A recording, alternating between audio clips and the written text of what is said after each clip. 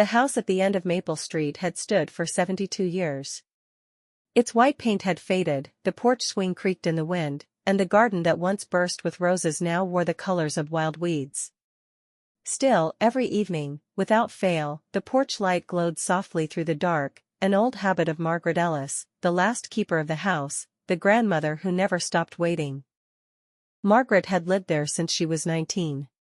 She and Harold had bought it right after their wedding, full of laughter and the kind of hope that only the young can afford. Life was slow back then, mornings started with coffee on the porch, afternoons with Harold's laughter echoing from the garage, and evenings with the radio humming and the smell of apple pie filling the kitchen. For decades, Maple Street felt like forever. But forever had a way of unraveling quietly. When Harold passed, it was a Tuesday in February. Snow blanketed the driveway, and the world was silent except for the sound of the clock ticking above the mantel. Margaret had held his hand until it turned cold. The next morning, she made 2 cups of coffee out of habit, setting his beside hers, unable to drink either. It was then she began turning on the porch light at dusk. "So he can find his way home," she whispered to no one in particular. Years drifted by like the slow fall of autumn leaves. Her children, Michael and Anna, had families of their own, busy lives in different states. They visited when they could, which meant Christmas some years, Easter others, and sometimes not at all. Margaret understood. The world had grown faster, noisier. Still, each time they left, she stood on the porch waving until their car disappeared, then turned the porch light back on. Neighbors came and went. The Jenkins family next door moved to the city. Young couples bought new houses and never stayed long. Margaret became something of a legend among the few who remembered her youth, the woman who baked pies for anyone sick, who fed stray cats, who watched every child on the block grow up. Kids now called her Grandma Maggie, even if they weren't related. Inside, the walls told stories, photographs in fading frames, shelves filled with Harold's books, the dent in the armchair where he used to sit. She still played his favorite records, slow jazz that filled the quiet. She had stopped expecting anyone to knock on the door. Then came the spring when her knees began to fail her.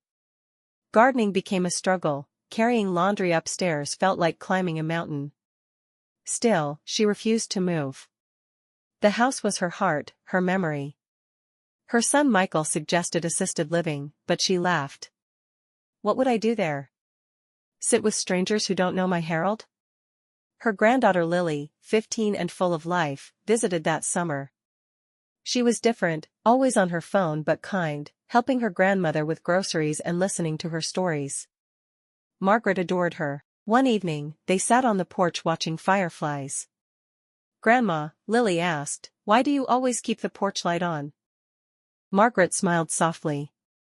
"Because one day, when the world feels too dark, you'll see it shining. And you'll know there's always someone waiting for you to come home."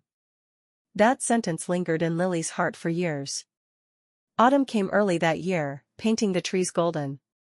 Margaret's health began to falter. The doctor called it heart failure, but she knew it was loneliness. The nights were colder, and the silence heavier. Yet she never missed her evening ritual. The switch clicked, the light glowed, and Maple Street looked alive for a few hours more. By Thanksgiving, Michael promised to visit, but work kept him away. Anna called, but the connection crackled and dropped.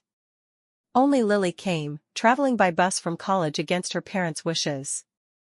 When she stepped onto the porch, the light flickered above her like a gentle welcome. Inside, her grandmother sat in her chair, wrapped in a shawl, smiling. They spent 3 days together.